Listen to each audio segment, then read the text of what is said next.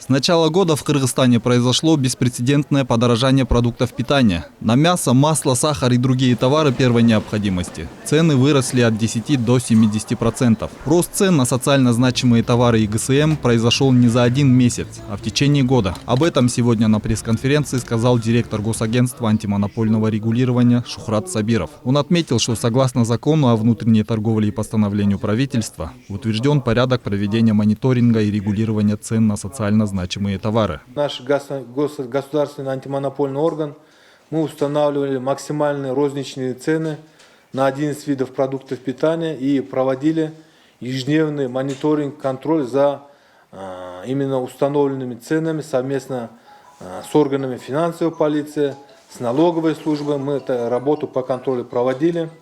В результате, это в прошлом году, весенние, летние месяцы, цены относительно были обеспечены не такой высокий рост.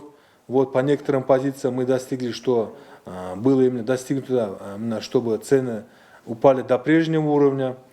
Хотя власти утверждают, что ведутся все работы по снижению цен на социально значимые товары, многие горожане говорят об обратном. Резкий рост цен практически застал врасплох многих. У населения просто нет денег. Активного покупательского спроса не отмечается. Так в Кыргызстане сложилась непростая ситуация из-за высоких цен на продукты питания. Поднялись, все поднялось.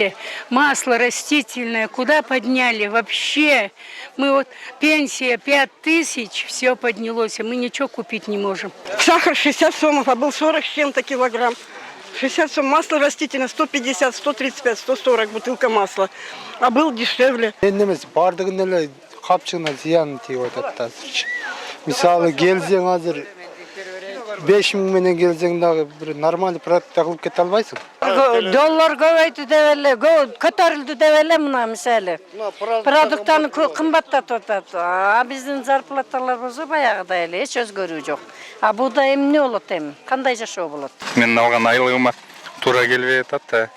Базарда кымбаттап атат, баалардын баары кымбаттап атат. Кандидат экономических наук Кеңешбек Алимбеков напоминает, что есть закон, и антимонопольное ведомство должно регулировать цены при резком их скачке. Это могло бы помочь на недолгое время, но это не долгосрочная мера. Он предлагает максимально снизить таможенные пошлины на импортируемый товар, субсидировать фирмы, которые его завозят, чтобы они завозили его в большом объеме, или договориться о прямых поставках с заводами-производителями. Государственным органам следует задуматься о том, чтобы договариваться с поставщиками или производителем продукции, тех позиций прямиком. И закупать оптом, завести, и здесь создавать условия, чтобы эти товары продавались. Во-вторых, необходимо поддерживать предпринимателей, которые завозят оптом товары в виде субсидий или снижения налоговых ставок или таможенной пошлины. Также Алимбеков предлагает мэрии устраивать распродажу продукции по себестоимости на примере ярмарок. Например, организовать муниципальное предприятие, которое привозило бы скот, резало и без надбавок продавало бы населению. Тогда, по мнению эксперта, сбили бы цену на рынках, и народу было бы легче. Ведь сейчас всем этим занимаются посредники и закладывают свою прибыль в стоимость товара. Необходимо открывать муниципальные предприятия. Бывший мэр старался открыть муниципальные рынки во всех рынках города Бишкек. Тогда бы хотя бы за счет оплаты за то, что они стоят на рынке, хотя бы снизить или вообще убрать, тогда бы сказалось бы это цене на товары. А если снижаются муниципальных товаров, в муниципальных предприятиях товары, производимые там, то остальные предприниматели, то есть торговцы, тоже ориентировались на их цены, хотя бы это сказывалось на снижении цен. Заместитель министра экономики и финансов Эльдар Алишеров рассказал, что Кыргызстан планирует закупать растительное масло, сахар и зерновые культуры у России по внутренним ценам. Также министру сельского хозяйства поручили провести переговоры с российской стороной. Цель – помощь о переговорах с поставщиками из Российской Федерации.